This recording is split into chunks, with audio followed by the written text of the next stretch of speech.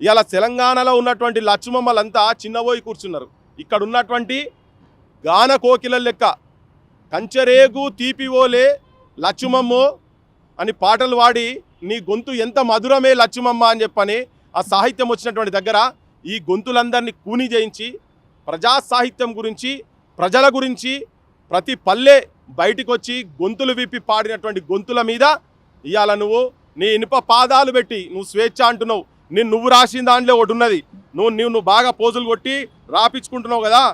ఈ తెలంగాణ గడ్డ మీద వేస్తున్న ఒట్టు అని నువ్వు నీ పాటలు ఎన్నికల ముందు రేవంత్ రెడ్డి ఈ తెలంగాణ గడ్డ మీద వేస్తున్న ఒట్టు పాలిస్తరా బతుకులు వెలిగేటట్టు నీ వెలుతురు గిట్లున్నది. పైనున్న అమరుల ఆత్మలు మురిసేటట్టు, మురుసుడు కాదు ఏడుస్తున్నాయి.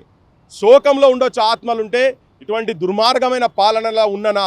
దేని గురించి మేము ఇంతమంది చనిపోయినాము? 1200 మంది ముక్కుపచ్చలారని పిల్లల ఆత్మ బలిదానాలు, 369 మంది 369 మంది తుపాకీ తూటాలకు బలైనటువంటి వాళ్ళందరి ఆత్మలు ఈ ప్రాంతంలో పోరాటాలకు చిహ్నమైనటువంటి అమరుల స్తూపం పరిస్థితి ఏమో ఈడ ఇట్లున్నది కదా.